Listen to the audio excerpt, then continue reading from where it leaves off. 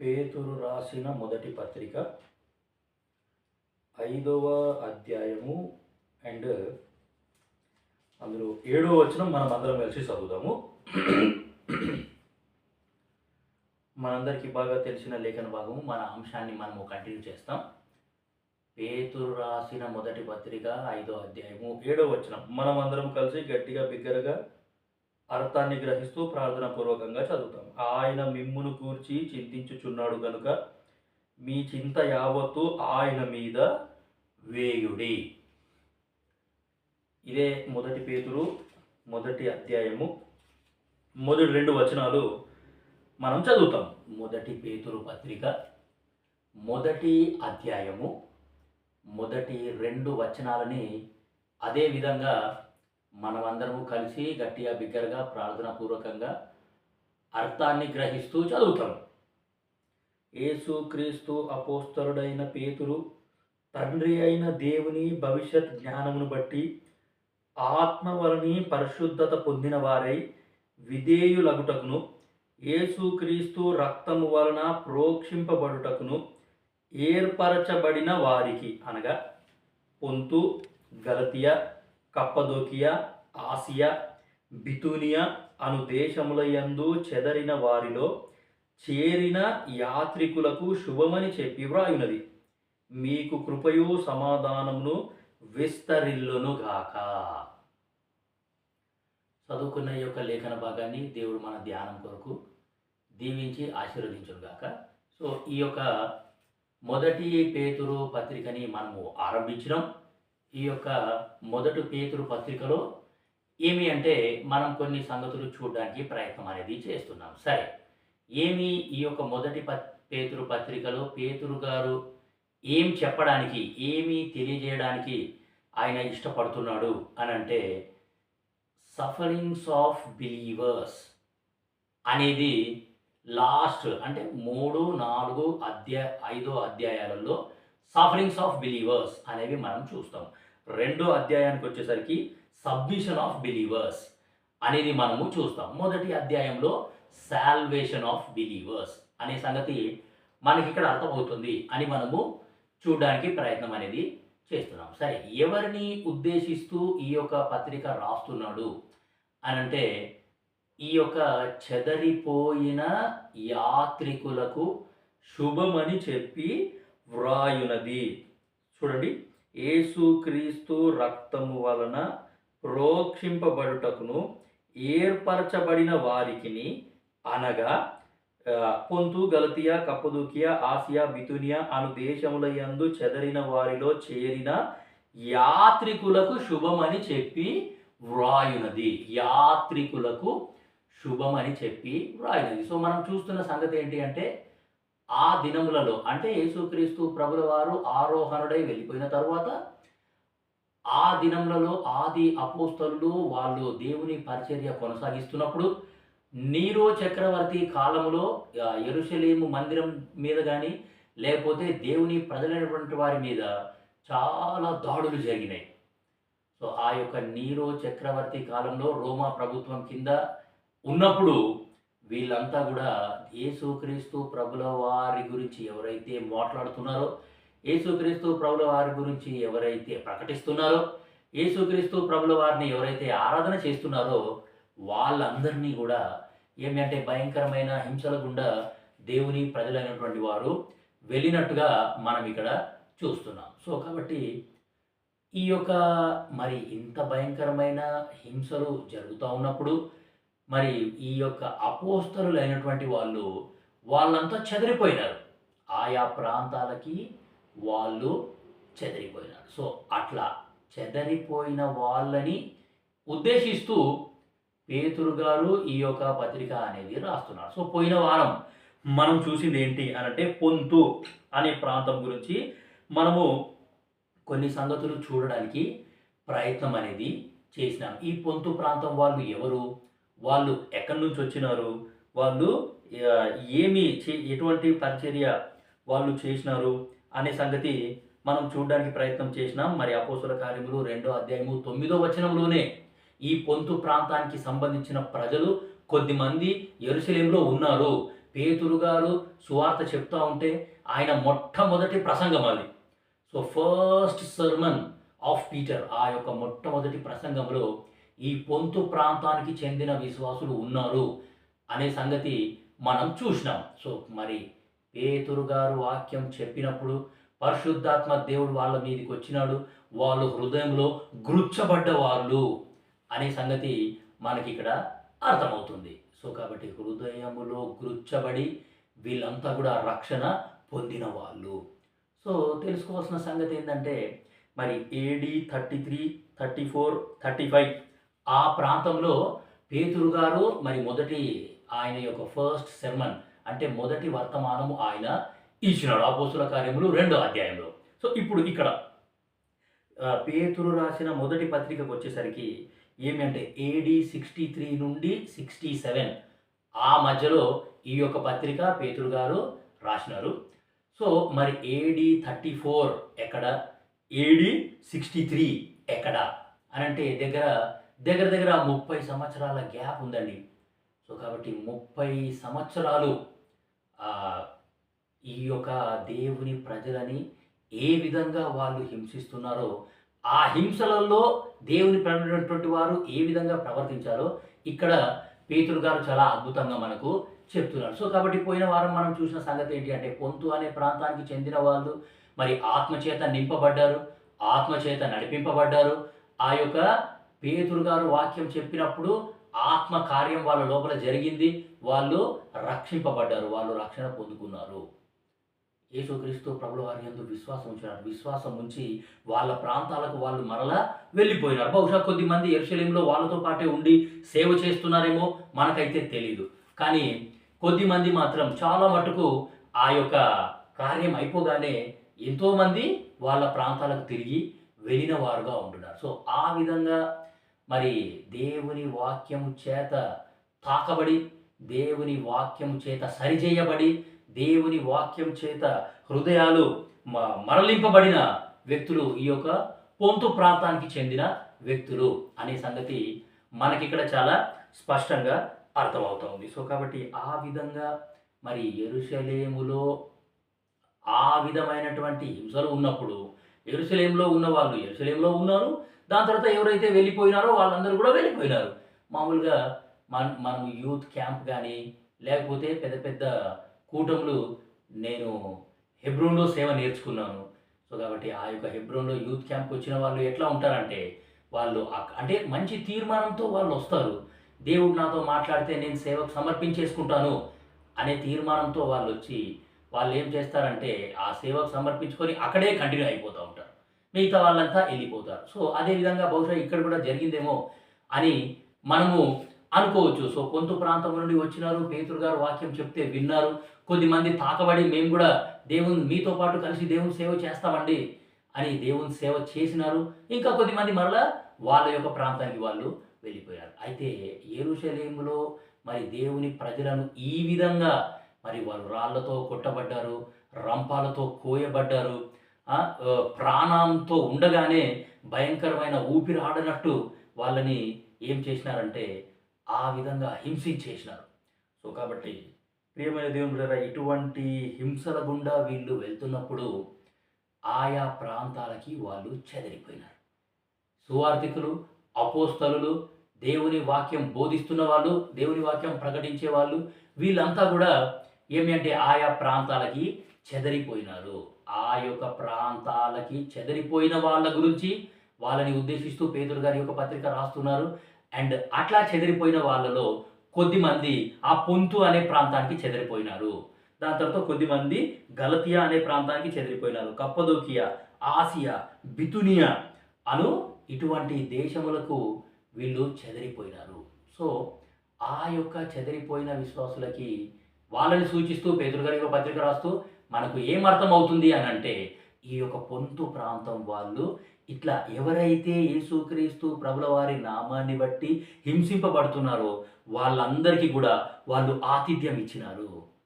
ఎంతో అద్భుతమైన ఆతిథ్యం ఈ యొక్క పొంతు ప్రాంతం వాళ్ళు దేవుని సేవకులైనటువంటి వారికి ఇచ్చినారు. సో వాళ్ళని భద్రపరిచినారు, వాళ్ళను సంరక్షించినారు, వాళ్ళ పోషకాన్ని చూసుకున్నారు, వాళ్ళ బాగోగులు చూసుకున్నారు. సో పొంతు ప్రాంత ప్రజలు వాళ్ళ యొక్క సమర్పణ, వాళ్ళ యొక్క త్యాగము, వాళ్ళ యొక్క విశ్వాసము చాలా గొప్పది. సో కాబట్టి ఈ యొక్క పొంతు ప్రాంత ప్రజలు చేసిన పని ఏంటి అంటే, వాళ్ళు ఎప్పుడో ఏడీ 30లో వాక్యం విన్నారు. దాని తర్వాత వాళ్ళ సొంత ప్రాంతాలకు వెళ్ళిపోయినారు. ఆ వెళ్ళిపోయిన ప్రజల మధ్యలో మరి దేవుని సంఘం ఉందా? లేదా? అనే సంగతి మనకైతే తెలీదు గానీ, మరి ఎప్పుడో విన్న వాక్యాన్ని వాళ్ళు మరలా ఈ విధంగా దేవుడు వాళ్ళ దగ్గరికి ఆ యొక్క వాక్యాన్ని తీసుకొని వెళ్ళినాడు అని మనకు ఇక్కడ అర్థమవుతోంది. సో కాబట్టి ప్రియమైన దేవుని బిడ్డలారా, దేవుడు మన పట్ల చేస్తున్న కార్యాలు, దేవుడు మన పట్ల కలిగి ఉన్న ఉద్దేశాలు చాలా అద్భుతంగా ఉంటాయి. చాలా సంకల్పంగా ఉంటాయి. ఆయన ఉద్దేశాలలోకి, ఆయన సంకల్పంలోనికి, ఆయన కార్యానికి దేవుడు మరలా మనల్ని ఎట్లా అయినా సరే తీసుకొని వస్తాడు. సో ఈ పొంతు ప్రాంత ప్రజలు వాళ్ళు తెలుసుకున్న సంగతి ఏంటి అంటే, బహుశా వాళ్ళందరినీ చూసినారేమో.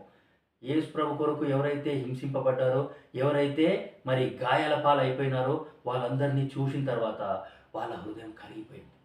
అయ్యో, ఒకప్పుడు మనం కూడా దేవుని వాక్యం విన్నాం కదా, ఇప్పుడు దేవుని వాక్యం మర్చిపోయినాం కదా, ఇప్పుడు దేవుని వాక్యం చెప్పేవాళ్ళు మన మధ్యలోకి వచ్చినారు అని వాళ్ళ యొక్క మొర విన్న తర్వాత, వాళ్ళ యొక్క శ్రమలు విన్న తర్వాత, వాళ్ళ యొక్క బాధలు, వాళ్ళ యొక్క పరిస్థితి చూసిన తర్వాత వీళ్ళందరి లోపల కూడా ఎంతో దయా, జాలి, కనికరం వచ్చేసి వాళ్ళందరికీ ఆతిథ్యం ఇచ్చినట్టుగా మనము పోయిన వారము చూసినాము.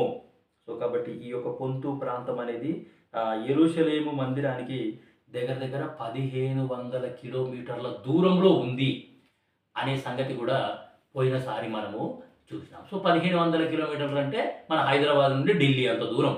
సో అంత దూరం వాళ్ళు చెదరిపోయినారండి.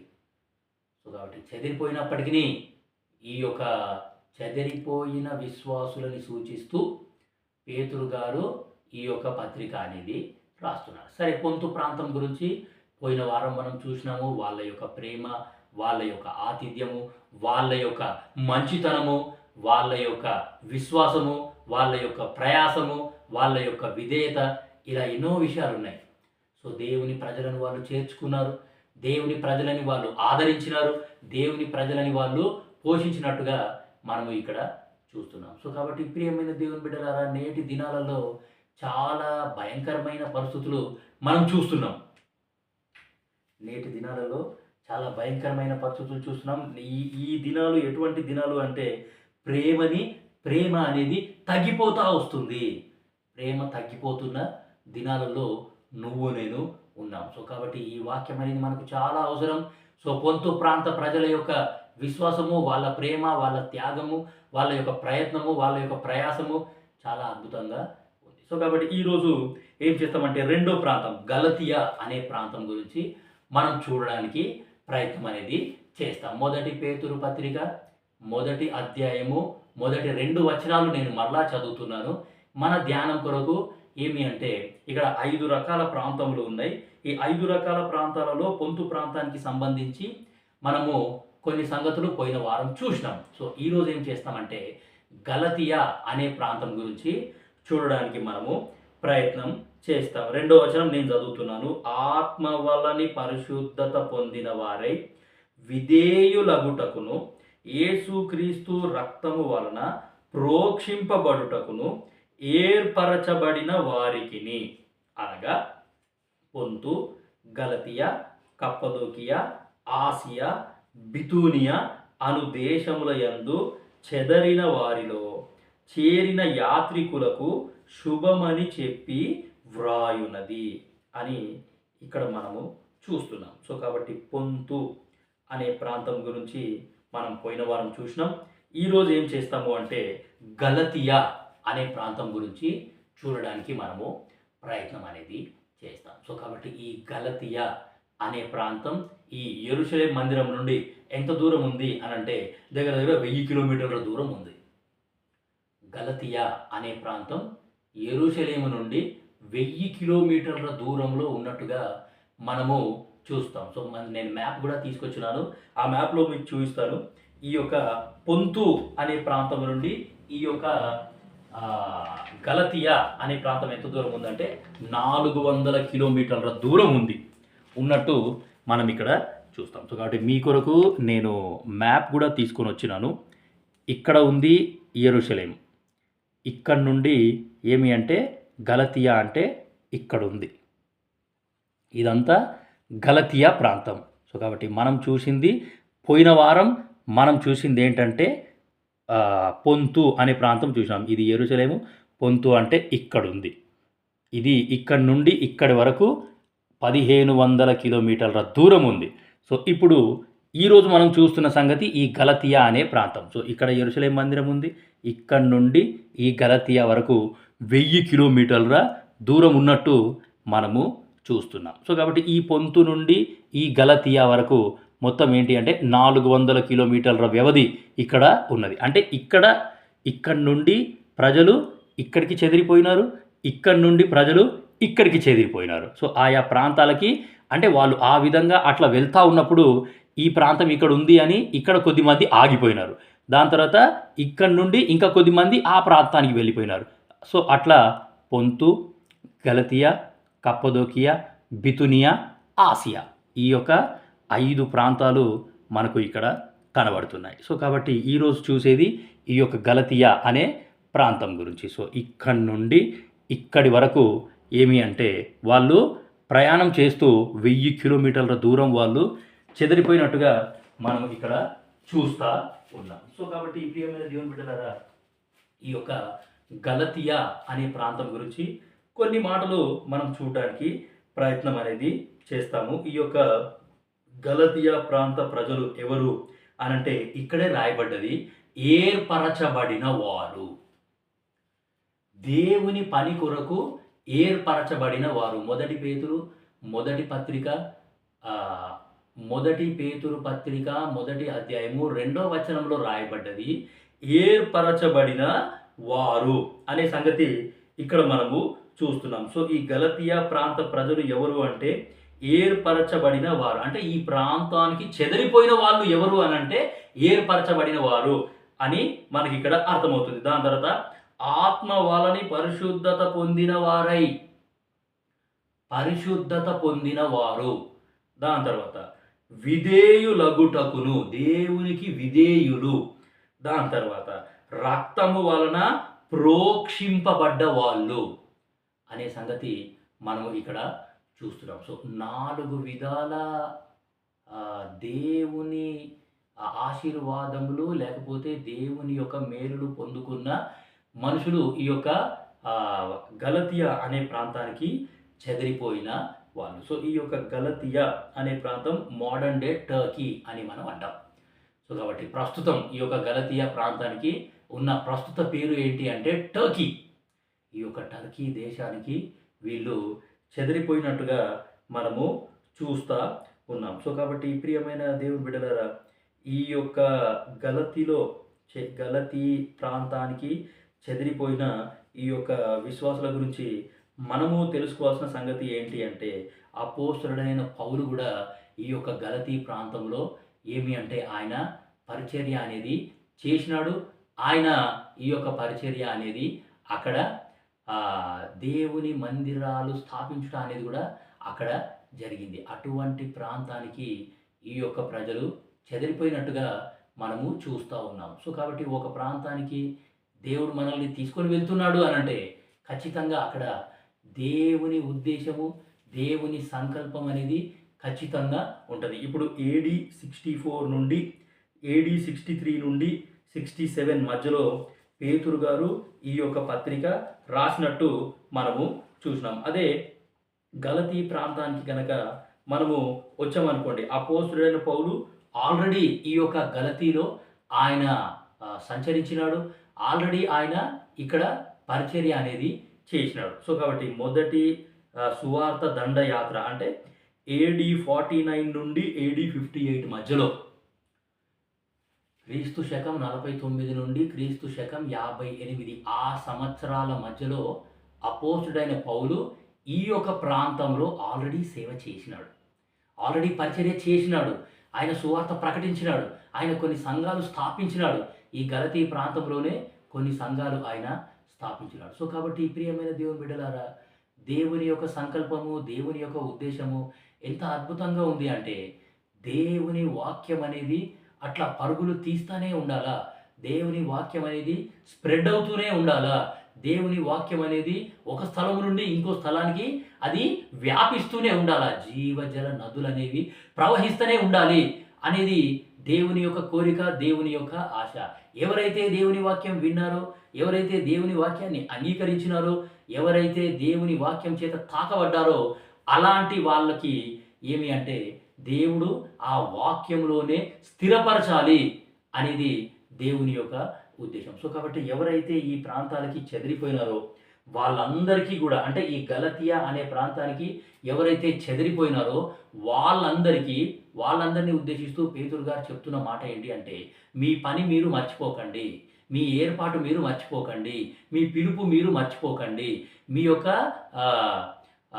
దేవుని చిత్తాన్ని మీ పట్ల ఏముందో ఆ చిత్తాన్ని మర్చిపోకండి, దేవుని పరిచర్యని మర్చిపోకండి. సో ఇవన్నీ మర్చిపోకుండా ఇవన్నీ మీరు గుర్తుపెట్టుకొని ఏ ప్రాంతాలకు వెళ్ళినా సరే ఆ ప్రాంతములలో అక్కడ ఉన్న అన్యజనులు కానీ, అక్కడ ఉన్న దేవుని ప్రజలు కానీ, అక్కడున్న నామకార్థ క్రైస్తవులు కానీ వాళ్ళందరినీ మీరు విశ్వాసమందు స్థిరపరచాలా, విశ్వాసమందు బలపరచాలా. అర్థమవుతుందా అండి దేవుని వాక్యం మీకు? సో కాబట్టి యేసుక్రీస్తు ప్రభుల వారు మనల్ని రక్షించుకున్నాడు అంటే దాని వెనకాల చాలా గొప్ప త్యాగం అనేది ఉన్నది. ఇప్పుడు 1000 కిలోమీటర్ల దూరం వెళ్ళి వీళ్ళంతా ఊరికే ఉంటాము, అక్కడ వ్యాపారం చేసుకుంటాము, అక్కడ సంపాదిస్తాము, గొప్పోళ్ళం అయిపోతాము, శారీరకంగా మేము చాలా గొప్పోళ్ళం అవుతాము, అలా ఆలోచిస్తే చాలా కష్టమైపోతుంది. సో కాబట్టి మరి వీళ్ళ ఆలోచనలు ఏ విధంగా ఉన్నాయో మనకైతే తెలియదు, కానీ పేతురు గారు మాత్రం చాలా స్పష్టంగా వీళ్ళకి గుర్తు చేస్తున్న సంగతి ఏంటి అనంటే, దయచేసి మీ పిలుపుని, మీ ఏర్పాటుని, మీ యొక్క పరిచర్యని మీరు మర్చిపోకండి. సో ఇప్పుడు ఈ గలతియా అనే ప్రాంతానికి వచ్చేసరికి ఈ యొక్క గలతియా ప్రాంతం మనకు ఏం చూపిస్తుంది అనంటే, వీళ్ళు కూడా ఏమి అంటే దేవుని ప్రజలని చేర్చుకున్న వాళ్ళు అనే సంగతి మనకు కూడా ఇక్కడ అర్థమవుతుంది. ఈ గలతియా అనే ప్రాంతంలో ఎటువంటి ప్రజలు ఉన్నారు అంటే, there are mixed people in this place. ఈ యొక్క గలతియా ప్రాంతంలో మిశ్రిత జనాంగము అనేవాళ్ళు ఉన్నారు. అక్కడ గ్రీకు భాష మాట్లాడే వాళ్ళు ఉన్నారు, రోమా ప్రభుత్వం ఆల్రెడీ అక్కడ ఉన్నది, దాని తర్వాత యూదులైనటువంటి వాళ్ళు అక్కడ ఉన్నారు, దాని తర్వాత జెంటైల్స్ అన్యజనులైనటువంటి వాళ్ళు కూడా ఉన్నారు. So mixed multitude. సో ఎన్నో విభిన్నమైన కల్చర్స్ ఆ యొక్క గలతీ ప్రాంతంలో ఉన్నాయి. విభిన్నమైన ఆచారాలు, అలవాట్లు, పద్ధతులు ఆ యొక్క గలతీ ప్రాంతంలో ఉన్నట్టుగా మనం ఇక్కడ చూస్తున్నాం. సో కాబట్టి ఎటువంటి ప్రజల మధ్యలో ఉన్నా సరే వీళ్ళందరూ కూడా ఏమి అనంటే యేసుక్రీస్తు ప్రభుల వారి యొక్క ప్రజలని, అంటే పరదేశులకి ఆతిథ్యము ఇచ్చిన ప్రజలు. కొన్ని ప్రాంతాలు ఎలా ఉంటాయంటే, ఇప్పుడు మన భారతదేశంలోనే ఉన్నాయి. మన భారతదేశంలో 12 రాష్ట్రాలలో ఇప్పుడు యాంటీ కన్వర్షన్ బిల్ అనేది అమలులో ఉన్నది. అంటే యేసుక్రీస్తు ప్రభుల వారి గురించి కానీ, లేకపోతే వేరే ఇతర ఏ మతాలైనా సరే మతాలకు సంబంధించిన స్వేచ్ఛ మనకు ఇక్కడ లేదు. సో అట్లా ప్రకటిస్తూ ఉంటే ఏమి అంటే వాళ్ళు అరెస్ట్ చేస్తూ ఉన్నారు. సో కాబట్టి ఇక్కడ కూడా కానీ ఈ యొక్క గలతీ ప్రాంతం వాళ్ళు చేసిన పని ఏంటి అంటే, వాళ్ళు పరదేశులకి ఆతిథ్యం అనేది ఇచ్చినారు. Even though they are mixed people, వాళ్ళు పరదేశులకి ఆతిథ్యం అనేది ఇచ్చినారు అనే సంగతి మనకి ఇక్కడ అర్థమవుతూ ఉన్నది. సో రెండో పని ఏంటి అంటే, దే స్ట్రెంథెండ్, వాళ్ళని బలపరిచినారు. సో కాబట్టి దేవుని పరిచారకులే అయి ఉండొచ్చు, లేకపోతే విశ్వాసులే అయి ఉండొచ్చు. ఈ చెదిరిపోయిన వాళ్ళు ఎవరైనా సరే వాళ్ళు దేవుని మందిరం చూసుకుంటారు, దేవుని మందిరం ఎక్కడుంది అనేది చూసుకొని దేవుని మందిరం మరి ఎక్కడో చిన్న గుడారం వేసుకొని ఉంటారు. సో చిన్నగా వాళ్ళు ఏమి అంటే వాళ్ళంతటా వాళ్ళే కూడుకోవడం, వాళ్ళంతటా వాళ్ళే పాటలు పాడుకోవడం, లేకపోతే వాళ్ళంతటా వాళ్ళే దేవుణ్ణి ఆరాధన చేయడం జరుగుతూ ఉంటాయి. సో కాబట్టి ఈ యొక్క వీళ్ళు ఏమి అంటే ఆత్మీయంగా బలం పొందుకున్న విశ్వాసులు అనే సంగతి మనకు అర్థమవుతూ వస్తుంది. ఈవెన్ దో మన దేశంలో మనకు పౌరసత్వం తీసేసిన, పరలోకమందు మా యొక్క పౌరసత్వం ఉంది అని సంతోషించిన వ్యక్తులు ఈ యొక్క ప్రజలు. సో కాబట్టి ప్రియమైన దేవుని బిడ్డలారా, it's not easy in this world to live for Christ. So అందుకే అపోస్తలుడైన పౌలు ఏమన్నాడంటే, for me to live is Christ and to die is gain. నా మట్టుకు బ్రతుకుట క్రీస్తే అని అన్నాడు. సో కాబట్టి ప్రియమైన దేవుని బిడ్డలారా, గలతీ ప్రాంతంలో మిక్స్డ్ మల్టిట్యూడ్ ఉంది. గలతీ ప్రాంతంలో వివిధ రకాల ప్రజలైనటువంటి వారు ఉన్నారు. ఆయా కల్చర్స్, ఆయా ఆచారాలు, అలవాట్లు, పద్ధతులు గల వాళ్ళు ఉన్నారు. మనం గలతీ పత్రిక చదివితే మనకు అర్థమవుతుంది. అపోస్తలుడైన పౌలు వాక్యం బోధిస్తున్నప్పుడు ఆ గలతీ పత్రికలో ఏం జరిగినాయో చాలా భయంకరమైన విగ్రహారాధన అక్కడ ఉన్నది. సో కాబట్టి ప్రియమైన దేవుని బిడ్డలారా, ఈ యొక్క గలతీ ప్రాంతంకి చెదిరిపోయినారు వీళ్ళు. అయినా సరే ఈ యొక్క చెదిరిపోయిన వాళ్ళని బలపరుస్తూ పేతురు గారు ఈ యొక్క పత్రిక రాస్తా ఉన్నట్టుగా మనం ఇక్కడ చూస్తాము. సో ఈ గలతీ ప్రాంత ప్రజలు చేసిన పని ఏంటి అంటే, వాళ్ళు పరదేశులకి ఆతిథ్యం ఇచ్చినారు అనే సంగతి మనకి ఇక్కడ అర్థమవుతుంది. సో ఈ యొక్క గలతీ ప్రాంతానికి సంబంధించి కొన్ని వచనాలు చూడండి. గలతీ 1వ అధ్యాయము, దాని తర్వాత 6వ వచనం. గలతీ పత్రిక 1వ అధ్యాయము 6వ వచనం. క్రీస్తు కృపను బట్టి మిమ్మును పిలిచిన వానిని విడిచి భిన్నమైన సువార్త తట్టుకు మీరింత త్వరగా తిరిగిపోవుట చూడగా నాకు ఆశ్చర్యం అగుచున్నది. అర్థమవుతుందా అండి? క్రీస్తును బట్టి మిమ్మును పిలిచిన వానిని విడిచి భిన్నమైన సువార్త తట్టు. సో ప్రియమైన దేవుని బిడ్డలారా, క్రీస్తును వాళ్ళు విడిచిపెట్టేసినారంట అండ్ భిన్నమైన సువార్త తట్టు తిరిగినారంట గలతీ ప్రాంత ప్రజలు. గలతీ ప్రాంతంలో అపోస్తలుడైన పౌలు ఆయన వాక్యం బోధించినాడు. యేసుక్రీస్తు సిలువ వేయబడ్డ యేసుక్రీస్తు ప్రభుల వారిని ఆయన ప్రకటించినాడు. ప్రకటించిన తర్వాత కూడా ఇక్కడ ఆయన ఎంతో కన్నీరుతో, ఎంతో దుఃఖంతో, ఎంతో బాధతో ఆయనకు తెలిసింది. ఆయనకు ఆ యొక్క సంగతి అనేది తెలిసిన తర్వాత, మీరు క్రీస్తును విడిచిపెట్టినారు, మీరు భిన్నమైన సువార్త తట్టు వెళ్ళిపోయినారు, వేరే సువార్త ఎవరో ప్రకటిస్తూ ఉన్నారు, ఆ వేరే సువార్త తట్టు మీరు వెళ్ళిపోయినారు, మీరు చెదిరిపోయినారు అని ఇక్కడ అపోస్తలుడైన పౌలు చెప్తారు. సో గలతీ ప్రాంత ప్రజలు ఎట్లా ఉన్నారు అని అంటే, క్రీస్తును విడిచిపెట్టిన వాళ్ళు, దాని తర్వాత భిన్నమైన సువార్త తట్టు వాళ్ళు, తిరిగిపోయిన వాళ్ళు.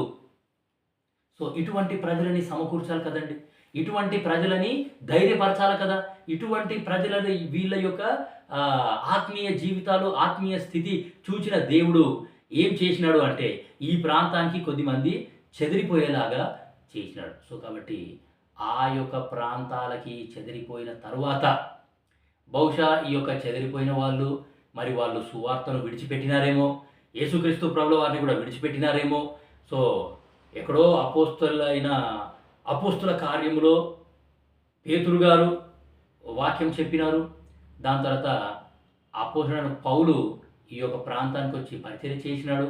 పరిచర్య చేసిన తర్వాత ఆ ప్రాంతంలో ఏం జరుగుతుందో తెలుసుకున్న తర్వాత ఎంతో కన్నీరుతోనే ఆయన రాస్తున్న మాట ఏంటి అంటే, మీరు క్రీస్తుని విడిచిపెట్టినారు, భిన్నమైన సువార్త తట్టు మీరు మళ్ళీపోయినారు. సో కాబట్టి గలతీ ప్రాంతానికి సంబంధించిన విశ్వాసులు ఎలాంటి వాళ్ళు అనంటే, వాళ్ళు క్రీస్తును విడిచిపెట్టినారు, భిన్నమైన సువార్త తట్టు త్వరగా తిరిగినారంట. అది మరి ఒక సువార్త కాదు గాని క్రీస్తు సువార్తను చెరుపగోరి మిమ్మును కలవరపరచువారు కొందరున్నారు. దేవుని ప్రజలని కలవరపరిచే అంటే కన్ఫ్యూజ్ చేసేవాళ్ళు ఈ గలతీ ప్రాంతంలో ఉన్నారండి. మరి దేవుని వాక్యాన్ని కన్ఫ్యూజ్ చేసేవాళ్ళు ఈ గలతీ ప్రాంతంలో ఉన్నప్పుడు విశ్వాసులు ఎక్కడ పోవాలా? Where is sound doctrine? Sound doctrine అనేది ఎక్కడ ఉంది? సో కాబట్టి చాలా కన్ఫ్యూజన్లో ఉన్న ప్రజలండి ఈ గలతీ ప్రాంత ప్రజలు. చాలా ఏమి అంటే మిక్స్డ్ మల్టిట్యూడ్ ఉంది వాళ్ళ మధ్యలో. భిన్నమైన ఆచారాలు ఉన్నాయి, భిన్నమైన అలవాట్లు ఉన్నాయి, భిన్నమైన పద్ధతులు ఉన్నాయి. దాని తర్వాత యేసుక్రీస్తు ప్రభుల వారిని విడిచిపెట్టేసినారు. దాని తర్వాత ఏమి అంటే భిన్నమైన సువార్త తట్టు వాళ్ళు మరలిపోయినారు. దాని తర్వాత వాళ్ళ మధ్యలోనే సువార్తను చెరపగోరే వాళ్ళు ఉన్నారు. మరి ఎవరైతే రక్షింపబడ్డారో వాళ్ళ పరిస్థితి ఏమైపోవాలి చెప్పండి. కాబట్టి ప్రియమైన దేవుని బిడ్డలారా, నేను ఒక ప్రాంతానికి వెళ్ళినాను అనంటే చాలా జాగ్రత్తగా నేను ఉండాలి. దేవుడు మనకి భయంకరమైన హెచ్చరికలు ఇక్కడ ఇస్తూ ఉన్నాడు. సో గలతీ ప్రాంతానికి చెదిరిపోయిన ప్రజలు మరి వాళ్ళు ఏ విధంగా ఉన్నారో అప్పుడెప్పుడో ఏడి 33, 34, 35 ఆ ప్రాంతంలో చెదిరిపోయిన ప్రజలు మరి ఆ ప్రాంతం నుండి ఇప్పుడు ఏడి 60 అనంటే దగ్గర దగ్గర 30 సంవత్సరాలు. 30 సంవత్సరాలు మీరు ఏం చేసినారు? 30 సంవత్సరాలు మీ ఆత్మీయ జీవితాలు ఎట్లా ఉన్నాయి అని అంటే అపోస్తుడైన పౌలు అంటే మధ్యలో పౌలు వెళ్ళి ప్రకటించినాడు. పౌలు వెళ్ళి ప్రకటించిన తర్వాత కూడా ఏమి అంటే ఇంకా వాళ్ళు వాళ్ళ యొక్క వెనకబడిన జీవితంలోనే ఉన్నారు. వాళ్ళ యొక్క పాత జీవితంలోనే ఉన్నారు. అందుకే పేతురు గారు ఎంతో భారంతోని ఎంతో కన్నీటితోని ఈ యొక్క పత్రిక రాస్తా ఉన్నాడు. మీరంతా ఏర్పరచబడ్డ వాళ్ళు, మీరంతా దేవుని రక్తం చేత ప్రోక్షింపబడ్డ వాళ్ళు, మీరంతా యేసుక్రీస్తు ప్రభుల వారి రక్తం చేత కడగబడిన వారు. మనమంతా కూడా ఏమి అంటే మనమంతా యేసుక్రీస్తు ప్రభుల వారి మేలులు పొందుకున్న వాళ్ళము. మీరు భిన్నమైన సువార్త తట్టు ఎట్లా వెళ్ళిపోయినారు అని చెప్పేసి పేతురు గారు చాలా ఏమి అంటే బాధతో వేదనతో కన్నీటితో ఈ యొక్క పత్రిక వీళ్ళని బలపరుస్తూ ఈ యొక్క పత్రిక రాస్తూ పేతురు గారు చెప్తున్న సంగతి ఏంటంటే hour citizenship is in heaven. మన పౌరసత్వం పరలోకంలో ఉంది, దయచేసి గుర్తుపెట్టుకోండి అనే సంగతి ఇక్కడ మనకు అర్థమవుతుంది. మనమంతా కూడా క్రీస్తు చేత ఏమి అంటే we found identity, our identity is in Christ. మన యొక్క గుర్తింపు క్రీస్తులో ఉంది, దయచేసి గుర్తుపెట్టుకోండి అని ఈ యొక్క పత్రికని పేతురు గారు రాయడం అనేది జరుగుతూ ఉంది. అంతేకాకుండా యేసుక్రీస్తు ప్రభుల వారిలో మనకు శుభప్రదమైన నిరీక్షణ అనేది ఒకటి ఉన్నది. ఆ యొక్క నిరీక్షణని మీరు వదులుకోకండి. శుభప్రదమైన నిత్యమైన నిరీక్షణ యేసుక్రీస్తు ప్రభుల వారు నీకు నాకు అనుగ్రహించినాడు అని పేతురు గారు ఈ యొక్క పత్రిక రాస్తా ఉన్నాడు. సో కాబట్టి గలతీ ప్రాంతంలో చెదిరిపోయిన ఈ యొక్క విశ్వాసులని సూచిస్తూ పేతురు గారు రాస్తున్న మాటలని మనము చూస్తూ ఉన్నాం. సో అపోస్తుడైన పౌలు కూడా ఇక్కడ పరిచయం చేసినాడు అని చూసినాం. అపోస్తుల కార్యములు 16వ అధ్యాయము 6వ వచనం మీరు చదవండి, మీకు అర్థమవుతుంది. అపోస్తుల కార్యములు 18వ అధ్యాయము 23వ వచనం మీరు చదవండి, మీకు అర్థమవుతుంది. గలతీ రాసిన పత్రిక 1వ అధ్యాయము 2వ వచనము గలతీ పత్రిక మొత్తం ఈ యొక్క అపోస్తుడైన పౌలు చేసిన పరిచర్యనే మనకి ఇక్కడ కనబడుతుంది. గలతీ 3:1. సో ఈ ప్రాంతాలలో అపోస్తుడైన పౌలు ఆ యొక్క ప్రాంత ప్రజలు ఏ విధంగా ఉన్నారు, వాళ్ళ ఆత్మీయ జీవితాలు ఏ విధంగా ఉన్నాయి అని చాలా బాధతో చాలా కన్నీటితో ఈ యొక్క పత్రిక రాస్తున్నట్టు వాళ్ళ యొక్క హృదయంలో ఉన్న బాధని వాళ్ళు వెల్లడి చేస్తూ ఉన్నారు. ప్రియమైన దేవుని బిడ్డలారా, ప్రస్తుతం మనం కూడా ఇటువంటి పరిస్థితులలోనే ఉన్నాం. ఎవరెవరో వాక్యం చెప్తా ఉన్నారు, ఇష్టం వచ్చినట్టు వాక్యం చెప్తా ఉన్నారు. కానీ we should not get confused. మనము కన్ఫ్యూజ్ అవ్వాల్సిన, కలవరపడాల్సిన అవసరం అసలు లేనేలేదు. మనం స్థిరంగా ఉండాలా, మనం వాక్యాన్ని చదవాలా, వాక్యాన్ని ధ్యానించాలా, వాక్యాన్ని పరిశీలించాలా. ప్రార్థనాపూర్వకంగా మనము ప్రార్థనలో సమయం గడపాలి. ప్రార్థనాపూర్వకంగా ఈ యొక్క దేవుని వాక్యాన్ని మనము ధ్యానిస్తే పరిశుద్ధాత్మ దేవుడు మనకి ఏమి అంటే సహాయం అనేది చేస్తాడు అనే సంగతి మనకు అర్థమవుతా వస్తుంది. సో కాబట్టి ప్రియమైన దేవుని బిడ్డలారా, ఈ యొక్క చెదరిపోయిన విశ్వాసులకి మనకి పెద్ద తేడా ఏమీ లేదు. ఈ మరి గలతీ ప్రాంతంలో బోలెడంత కన్ఫ్యూజన్ ఉంది. దేవుని వాక్యానికి సంబంధించిన కన్ఫ్యూజన్ ఈ యొక్క గలతీ ప్రాంతంలో ఉన్నట్టు మనము చూస్తున్నాం. సో నేటి దినాలలో కూడా అంత ఇష్టం వచ్చినట్టు వాక్యం చెప్తా ఉన్నారు, ఆన్లైన్ పెట్టుకుంటున్నారు, లైవ్లో వాక్యం చెప్తా ఉన్నారు. వాళ్ళు ఏం వాక్యం చెప్తున్నారో వాళ్ళకైనా అసలు అర్థమవుతుందో లేదో మనకు తెలియదు. కానీ చాలా కన్ఫ్యూజన్, సౌండ్ డాక్ట్రిన్ అనేది అసలు కనబడట్లే లేదు. సో కాబట్టి ప్రియమైన దేవుని బిడ్డలారా, మనం ఎంత జాగ్రత్తగా ఉండాలా. సో కాబట్టి ఈ యొక్క గలతీ ప్రాంత ప్రజలని ఉద్దేశిస్తూ ఈ యొక్క ప్రజలు ఆదిలో చాలా అంటే ఈ ప్రాంతానికి చెదిరిపోయిన విశ్వాసాలను సూచిస్తూ రాస్తా ఉన్న సంగతి ఏంటంటే మనమంతా క్రీస్తు కొరకు శ్రమ పడ్డాం కదా, మనమంతా క్రీస్తు కొరకు హింసింపబడ్డాం కదా, మనం క్రీస్తు కొరకే ఉండాలి కదా, క్రీస్తు కొరకే జీవించాలి కదా, క్రీస్తుని మర్చిపోయినారా, భిన్నమైన సువార్త తట్టు వెళ్ళిపోయినారా అని మనకి ఇక్కడ అర్థమవుతుంది. సో కాబట్టి ప్రియమైన దేవుని బిడ్డలారా, మనమంతా కూడా ఎంతో గొప్ప విమోచనని పొందుకున్నాము, ఎంతో గొప్ప రక్షణని పొందుకొని మనము ఏమి అంటే ఈ యొక్క ఆత్మీయ స్థితిలోనికి మనం ఉన్నప్పుడు ఆత్మీయంగా దిగజారిపోయిన పరిస్థితులు కనుక ఉంటే ఇట్స్ టైమ్ టు వేకప్. మనం మన హృదయాన్ని పరీక్షించుకొని ఏం చేయాలి అంటే మనము నిద్ర మేల్కోవాల్సిన టైం అనేది వచ్చేసింది. సో కాబట్టి ప్రియమైన దేవుని బిడ్డలారా, సమయం చాలా కొద్దిగానే ఉంది. వచ్చేవాడు ఆలస్యం చెయ్యకుండా రావడానికి సిద్ధంగా ఉన్నాడు. సో చుట్టుపక్కల పరిస్థితులు చూస్తూ ఉంటే యేసుక్రీస్తు ప్రభుల వారు రాకడనేది ఎప్పుడు వస్తుంది అంటే ఈ రోజా రేపా వస్తుందా అన్నట్టే ఉన్నది. సో కాబట్టి ప్రియమైన దేవుని బిడ్డలారా, మనం ఎంత జాగ్రత్తగా ఉండాలా. సో గలతీ ప్రాంతానికి చెదిరిపోయిన విశ్వాసులు భిన్నమైన సువార్త తట్టు వెళ్ళిపోయినారంట. కన్ఫ్యూజన్లో ఉన్నారు వాళ్ళు. దాని తర్వాత ఏమి అంటే క్రీస్తుని విడిచిపెట్టినారంట. ఎంత భయంకరమైన పరిస్థితి అండి. యేసుక్రీస్తుకు వేరుగా ఉండి మనం ఏం సాధిస్తాం చెప్పండి? యేసుక్రీస్తు ప్రభుల వారికి వేరుగా ఉండి మనం సాధించేది ఏంటి? సో కాబట్టి ఎంత జాగ్రత్తగా ఉండాలి. సో తెలుసుకోవాల్సిన సంగతి ఏంటంటే గలతీ ప్రాంతానికి చెదిరిపోయిన విశ్వాసులు దేవుని కృప పొందుకున్న వాళ్ళు. గలతీ ప్రాంతానికి చెదిరిపోయిన విశ్వాసులు దేవుని చేత ఏర్పరచబడ్డ వాళ్ళు. గలతీ ప్రాంతానికి చెదిరిపోయిన విశ్వాసులు ఏమి అంటే యేసుక్రీస్తు ప్రభుల వారి కొరకు శ్రమలు అనుభవించిన వాళ్ళు. గలతీ ప్రాంతానికి చెదిరిపోయిన విశ్వాసులు ఏమి అంటే వాళ్ళు విమోచన పొందుకున్న వాళ్ళు. గలతీ ప్రాంతానికి చెదిరిపోయిన విశ్వాసులు ఎవరు అంటే పరిశుద్ధంగా జీవించడానికి పిలువబడ్డ వాళ్ళు అనే సంగతి మనకి ఇక్కడ అర్థమవుతుంది. ఇవన్నీ పేతురు గారు గుర్తు చేస్తున్నారు. మర్చిపోకండి, మన పిలుపు, మన ఏర్పాటు మనం మర్చిపోకూడదు. మనం దేవుని కొరకు జీవించాలా. దేవుని కొరకు ఎక్కడున్నా సరే దేవునికి సాక్షులుగా ఉండాలి అని పేతురు గారు ఇక్కడ వీళ్ళకి గుర్తు చేస్తున్నట్టు మనము చూస్తూ ఉన్నాము. కాబట్టి ప్రియమైన దేవుని బిడ్డలారా, మనం తెలుసుకోవాల్సిన సంగతి ఏంటి అంటే even though we are far away from God, God is very near to us. Even though we are persecuted but we are not forgotten. Even though we are tested but not destroyed అనే సంగతి మనకి ఇక్కడ అర్థమవుతుంది. మనము దూరంగా ఉన్నా సరే క్రీస్తు మాత్రం మనకు దగ్గరగానే ఉన్నాడు. మనం హింసింపబడుతున్నా సరే మనం ఇంకా మర్చిపోలేము. దేవుడు మనల్ని మర్చిపోలేడు. మనం మరువబడ్డ వాళ్ళము కాదు.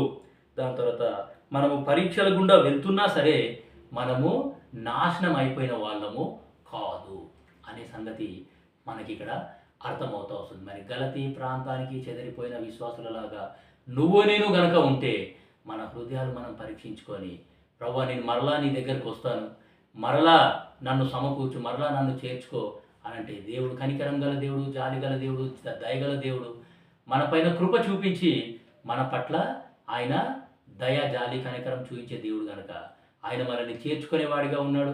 మరలా మనల్ని ఆయన పరిచర్యలో వాడుకుంటాడు. సో కాబట్టి స్టడీకి కంటిన్యూగా ఉండండి. ఇంకా 3 ప్రాంతాలు ఉన్నాయి, ఆ 3 ప్రాంతాలు కూడా చూస్తాం. సో కాబట్టి దయచేసి మిస్ అవ్వకండి. ఈ యొక్క వాక్యాన్ని దేవుడు దీవించుగాక. మోకరించండి, ప్రార్థన చేస్తాం.